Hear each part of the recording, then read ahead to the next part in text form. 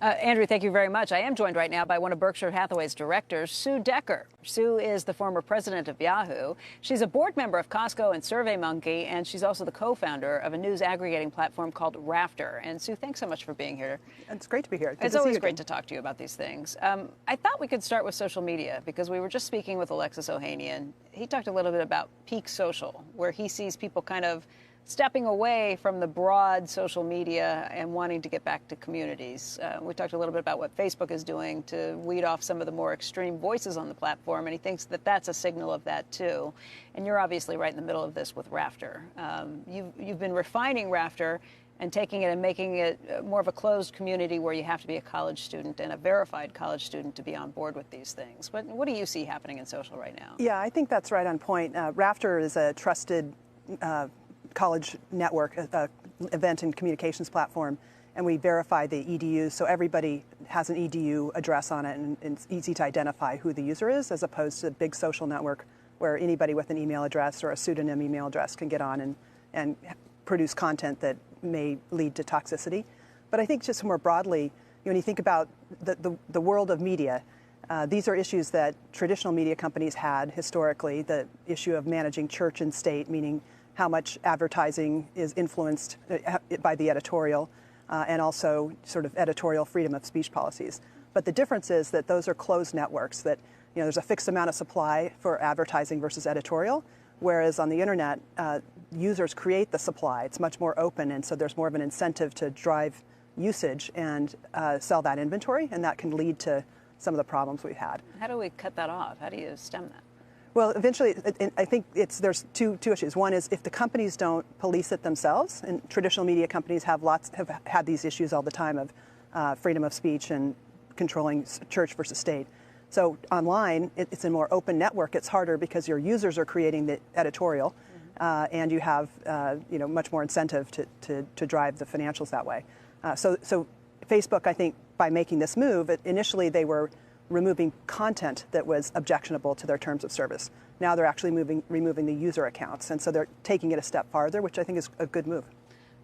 You sit on some pretty powerful boards, the board of Costco, the board of Berkshire Hathaway. We just got a much stronger than expected number jobs report, a strong jobs report that comes on the heels of a lot of strong economic numbers that we've been seeing. What do you see when it comes to the economy, when it comes to consumers, and when it comes to businesses? I think overall the economy is doing very well. I think it's a little bit slower than last year, but not the fears that it would significantly deteriorate have proven unfounded.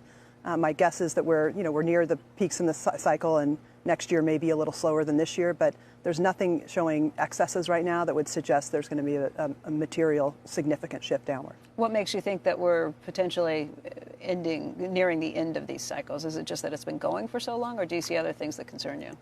It's not that there's anything concerning per se. It's just that when you think about there's a lot of wind at the back with interest rates low, potentially staying low or slightly rising. So there's a little bit of a drag potentially from that. The consumer, there's a little bit of fatigue, I think, out there.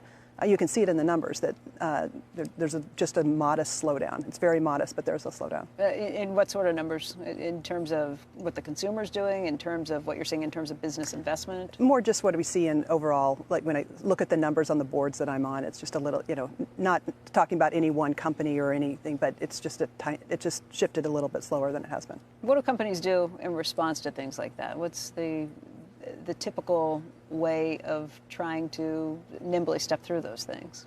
I think the companies mostly should focus on driving the competitive advantage in their businesses and not necessarily trying to manage the economy or any one part of the consumer. I think one of the things, like, for example, Costco's business has just been terrific, and they continue to gain market share. So regardless of whether the overall pool of water is a little bit lower, their consumers are doing great because of the amazing deals that they offer consumers. I mean, Costco is phenomenal. It's been one to watch, particularly in an environment where all we ever talk about is Amazon and Walmart, and how it's a battle between those two. To see what Costco has done in the meantime, I think that's a story that gets forgotten and gets kind of left behind, and it's doing it quietly. Yeah, keeps chugging along. It's so interesting because I think Amazon, of course, is an amazing company, a juggernaut.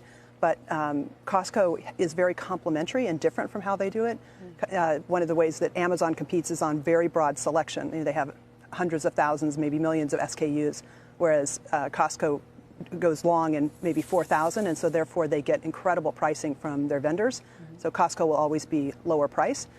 There's also a little bit of a treasure hunt. People go into the Costco and find things that they didn't expect to find, whereas at Amazon it's random access. You have to know what you're looking for. Right. Costco's much more fresh food. Amazon is so in a way Costco is I think the last two standing will be Costco and Amazon. Sue, as somebody who's running a company like Rafter, where you're seeking venture capital funding, potentially looking at maybe going out to the open markets, you got to be looking at the markets very closely too, and what's been happening with these IPOs that we've seen recently, because there've been so many of them and such a rush to kind of get there. What do you think? I think what's different right now is just the size of the offerings and the market value of the companies when they're coming.